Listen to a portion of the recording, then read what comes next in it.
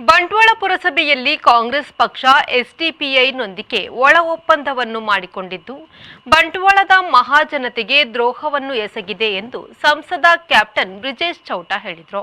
ಅವರು ನಗರದ ಸರ್ಕ್ಯೂಟ್ ಹೌಸ್ನಲ್ಲಿ ಸುದ್ದಿಗೋಷ್ಠಿಯನ್ನು ನಡೆಸಿ ಮಾತನಾಡಿದರು.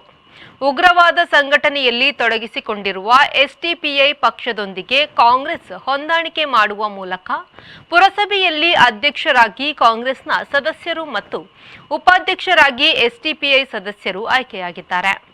ಉಪಾಧ್ಯಕ್ಷರಾಗಿ ಆಯ್ಕೆಯಾದ ಪುರಸಭಾ ಸದಸ್ಯ ಉಪ್ಪಿನಂಗಡಿಯಲ್ಲಿ ಸಿಎಎನ್ಆರ್ಸಿ ಗಲಾಟೆ ಸಂದರ್ಭದಲ್ಲಿ ಪೊಲೀಸ್ ಠಾಣೆಯ ಮೇಲೆ ನಡೆದ ದಾಳಿಯ ಆರೋಪಿತ ವ್ಯಕ್ತಿ. ಇಂತಹ ಪಕ್ಷದ ಜೊತೆಗೂಡಿ ಬಂಟ್ವಾಳ ಪುರಸಭೆಯಲ್ಲಿ ಕಾಂಗ್ರೆಸ್ ಹೊಂದಾಣಿಕೆ ಮಾಡಿಕೊಂಡು ಆಡಳಿತ ನಡೆಸಲು ಮುಂದಾಗಿದೆ. ಕಾಂಗ್ರೆಸ್ನ ಧೋರಣೆ ಹಿಂದೂ ವಿರೋಧಿ ಧೋರಣೆಯಾಗಿದೆ ಎಂದು ಸಂಸದ ಕ್ಯಾಪ್ಟನ್ ಬ್ರಿಜೇಶ್ ಚೌಟ ವಾಗ್ದಾಳಿ ನಡೆಸಿದರು. ರಾಜಕೀಯ ಪಾರ್ಟಿಯಾಗಿ ಸಂವಿಧಾನದ ಮೇಲೆ ನಂಬಿಕೆ ಇಟ್ಕೊಂಡು ಈ ದೇಶದ ಮೇಲೆ ನಂಬಿಕೆ ಇಟ್ಕೊಂಡು ರಾಜಕಾರಣವನ್ನು ಮಾಡ್ತಾ ಇರುವಂಥ ಪಾರ್ಟಿ. ಒಂದು ಕಾಲದಲ್ಲಿ ಎಸ್ಡಿಪಿಐ ಜೊತೆ ಕಾಂಗ್ರೆಸ್ ಹೊಂದಾಣಿಕೆಯನ್ನು ಮಾಡ್ತಾ ಇತ್ತು ಅನ್ನೋದನ್ನು ನೀವು ಹೇಳಿದ್ರಿ. ಬಟ್ ಇವತ್ತು ನೇರವಾಗಿ PFI ಒಂದು ಬ್ಯಾಂಡ್ ಆರ್ಗನೈಸೇಷನ್. PFI ಉಗ್ರವಾದ ಚಟುವಟಿಕೆಗಳಲ್ಲಿ ತೊಡಗಿಸಿಕೊಂಡಿರುವ ಕಾರಣಕ್ಕೆ ಇಡೀ ದೇಶದಾದ್ಯಂತ ಬ್ಯಾನ್ ಆಗಿರುವಂಥ ಆರ್ಗನೈಸೇಷನ್. ಅದರ ನೇರ ಕಾರ್ಯಕರ್ತರು SDPIನಲ್ಲಿ ಇರುವಂಥದ್ದು ಅನ್ನುವಂಥದ್ದು ಎಲ್ರಿಗೂ ಗೊತ್ತಿರುವಂಥ ಸಂಗತಿ.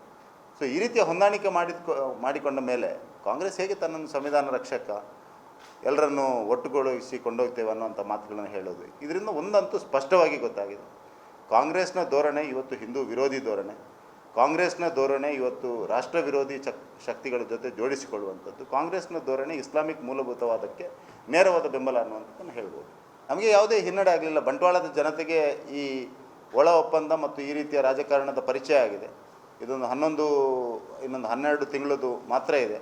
ಅದರ ನಂತರ ಪುರಸಭೆ ಚುನಾವಣೆ ಬರ್ತದೆ. ಜನರಿಗೆಲ್ಲವೂ ಗೊತ್ತಾಗಿದೆ. ಈಗ ಯಾರಿಗೆ ಮತ ಹಾಕಿದರೆ ಜನರ ಹಿತವನ್ನು ಕಾಯ್ಬೋದು, ಯಾರಿಗೆ ಮತ ಹಾಕಿದರೆ ರಾಷ್ಟ್ರದ ಹಿತಾಸಕ್ತಿಯನ್ನು ಉಳಿಸ್ಬೋದು, ಯಾರಿಗೆ ಮತ ಹಾಕಿದರೆ ಎಲ್ಲರನ್ನು ಒಂದಾಗಿ ಒಟ್ಟಾಗಿ ಕೊಂಡೋಗ್ಬೋದು ಅನ್ನೊಂದು ಈ ಒಪ್ಪಂದದಿಂದ ಗೊತ್ತಾಗಿದೆ. ಹಾಗಾಗಿ ಕಾಂಗ್ರೆಸ್ ಮತ್ತು SDPI ಈಗ ಭಿನ್ನ ಅಲ್ಲ, ಒಂದೇ ಅನ್ನುವಂಥದ್ದು ಕೂಡ ಜನರಿಗೆ ಗೊತ್ತಾಗಿದೆ.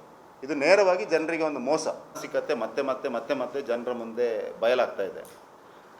ಐವನ್ ಡಿಸೋಜ ಅವರ ಬಾಂಗ್ಲಾ ಮಾದರಿಯ ಹೇಳಿಕೆ, ಇವತ್ತು ಕಾಂಗ್ರೆಸ್ SDPIನ ಜೊತೆಗೆ ಒಪ್ಪಂದ ಮಾಡಿಕೊಂಡು ಅಧಿಕಾರಕ್ಕೆ ಬರುವಂಥದ್ದು, ಇದು ಎರಡೂ ಘಟನೆ ಒಂದಕ್ಕೆ ಒಂದು ಪೂರಕವಾಗಿರುವಂಥ ಘಟನೆ. ಇದು ಕಾಂಗ್ರೆಸ್ನ ಮಾನಸಿಕತೆ ಮತ್ತು ಕಾಂಗ್ರೆಸ್ ಯಾರನ್ನು ಮೆಚ್ಚಿಸ್ಲಿಕ್ಕೆ ಹೊರಟಿದೆ ಅನ್ನುವಂಥದ್ದು ಗೊತ್ತಾಗ್ತಾ ಇದೆ ಜನರಿಗೆ.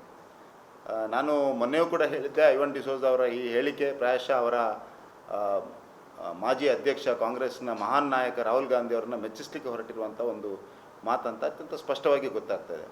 ಕಾಂಗ್ರೆಸ್ನವರಿಗೆ ಏನೋ ಒಂದು ವಿಪರೀತ ಪ್ರೀತಿ ಬಾಂಗ್ಲಾ ಮಾದರಿಯ ಮೇಲೆ, ಅಥವಾ ಪ್ರಜಾಪ್ರಭುತ್ವ ವಿರೋಧಿಗಳ ಮೇಲೆ, ಅಥವಾ ಪ್ರಜಾಪ್ರಭುತ್ವ ವಿರೋಧಿ ಒಂದು ಮಾನಸಿಕತೆಯ ಮೇಲೆ ಪ್ರಾಯಶಃ ಕಾಂಗ್ರೆಸ್ನವರಿಗೆ ಪ್ರೀತಿ ಇದೆ.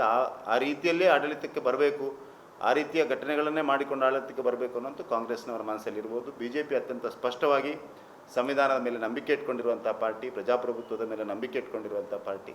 ಪ್ರಜಾಪ್ರಭುತ್ವಕ್ಕೆ ವಿರುದ್ಧವಾಗಿ ಅದು ಐವನ್ ಡಿಸೋಜ ಇರ್ಬೋದು, ಕಾಂಗ್ರೆಸ್ನ ಆ ಸಂದರ್ಭದ ಇಂದಿರಾ ಗಾಂಧಿ ಇರ್ಬೋದು, ಯಾರೇ ಮಾಡಿದರು ಅದರ ವಿರುದ್ಧವಾಗಿ ನಾವು ಹೋರಾಟವನ್ನು ಮಾಡ್ತೇವೆ. ಪ್ರಜಾಪ್ರಭುತ್ವವನ್ನು ಉಳಿಸಲಿಕ್ಕೆ, ಸಂವಿಧಾನವನ್ನು ಉಳಿಸಲಿಕ್ಕೆ BJP ಕಟಿಬದ್ಧವಾಗಿದೆ.